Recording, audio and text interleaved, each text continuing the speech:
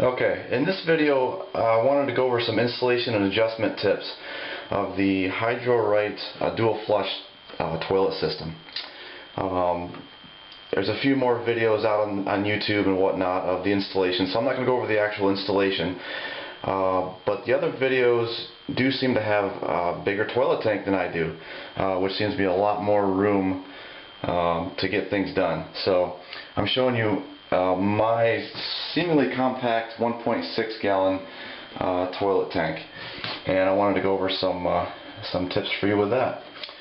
Here's the box. It says convert any size toilet, which is basically true, except some toilets like mine did needs modification, and I'll go over that later with you.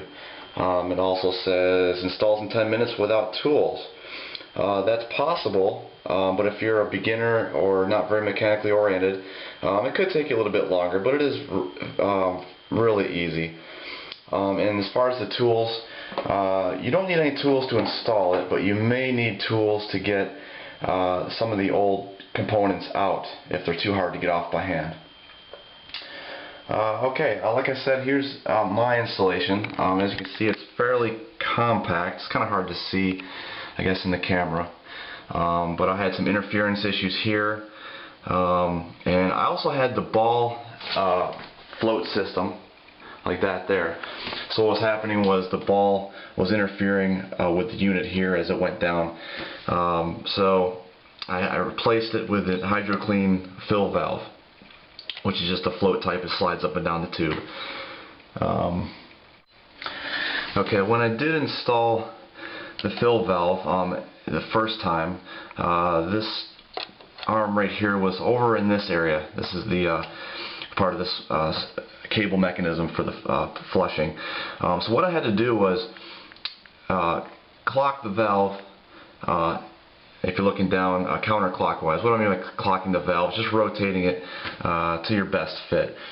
And you do that by loosening this nut here, which is a pretty neat design by the company. They got these little tabs here so you can't over tighten it when you tighten it back up. So just loosen that if you need to clock it and tighten it back up. You can do it with water in the tank. You might get a little bit of drippage, but just put a cloth or bowl or something down there to catch it.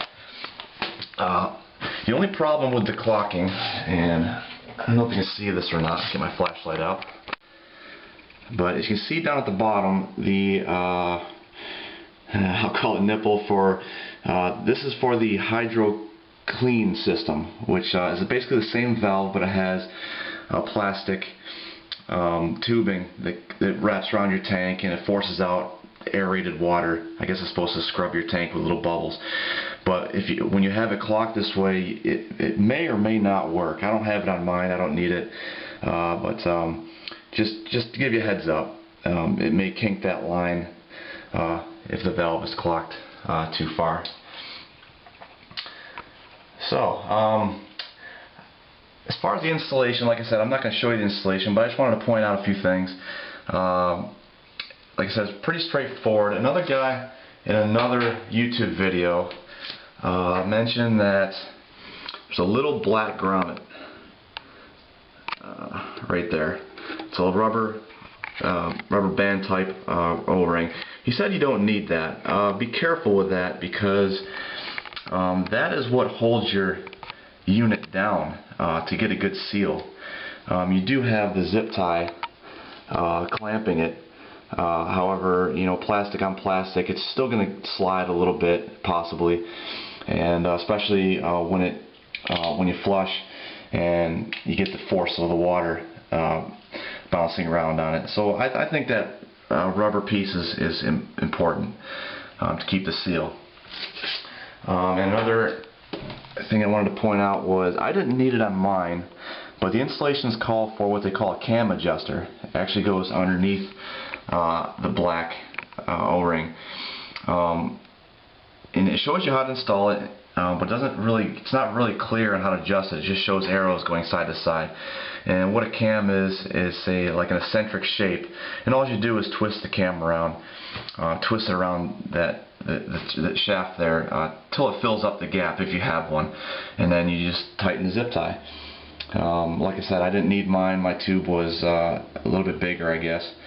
And that's that. Okay, on to adjustments. Here's where my modification comes in. If you haven't noticed already, I have a piece of vinyl tubing that I had to install here.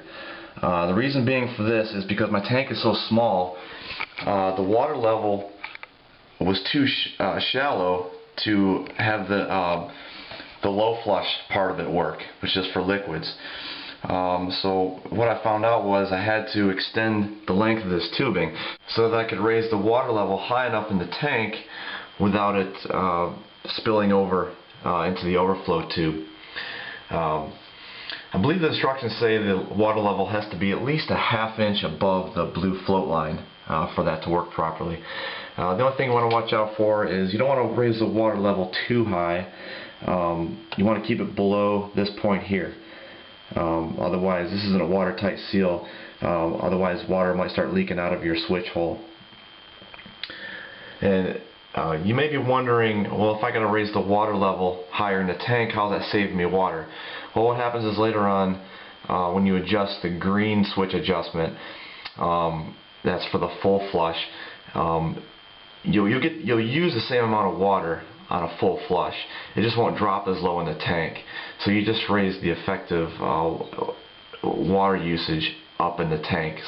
So once you get it filled, you won't be using any more water, just initially, to get it higher up in the tank. And you can do it any way you want. Another fella on another video actually glued another extension of PVC on the pipe. I don't like things that permanent. Glue scares me. I always like to be able to reverse something if it doesn't work. So what I did, and it actually worked out really well, was went and got a length of tubing like this. Okay, like I said, it's just vinyl tubing. You get it at your hardware store, and the inside diameter of the tubing is 1 1/4 inches, which was fortunately the exact outside diameter of the other tube. So it took a little bit. What I did was cut about a 2-inch section off, and I'll have enough left over to do my other toilets. And I heated it up a little bit with a hair dryer just to make it more pliable. And you kind of work it around the ring, or around the tubes rather, and put it down on the tube. I got mine down about ½ inch or so. And then once it cools down again, it kind of tightens up the seal. So I didn't need to put a zip tie or anything around to clamp it. It seems to be pretty watertight for now. I'll have to monitor it later to see if it degrades or not. But that was the modification I had to do to make the system work in this tank. So like I said, it's compact, so you might need to adjust things here and there and extend the tube up. And if I can make a couple suggestions, I wouldn't do the adjustments on a windy day. Reason being, see, what I did was I did the old, made the pencil mark on there, and found out that when it's windy outside, depending on your vent system, creates a vacuum or suction on the vent. So it's going to lower that water level down. And you'll see the water kind of jumping up and down on real windy days. So it's going to make it difficult to make adjustments for that. So, you know, just wait for a calm day. And again, if your system might be designed a little differently, so if it's windy out and you don't see the water jumping up and down, and make your adjustments. Don't worry about it. I just wanted to point that out. Also, when I first installed it, I went through a lot of water making adjustments the first couple times. So it's probably going to take me a while to recoup the investment as far as water savings. So I suggest maybe like filling up water from your tub, you know, before you take a shower, you know, when you're waiting for the hot water to come up. You know, take a couple buckets and just fill up with cold water and set it aside. So you do make the adjustments, you can save a little water that way. And let's see. I think that's about all I have. Just the last thing I wanted to point out, if you haven't noticed, was I don't have the tube that comes from here that goes down, I think it's called your overflow tube, or your fill tube or whatever. My toilet is designed it does not have that feature, and I'm just guessing because internal, it's just the design of the tank, it's got a reservoir, so when you flush the water, there's just enough water in the reservoir to fill the bowl to the correct level. And I did verify that with a pencil mark earlier.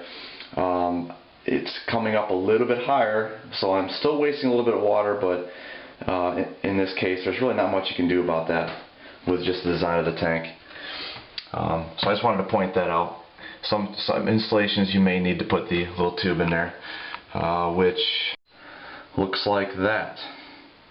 So this would go on here and you'd clip it to the edge of the tube if you needed it.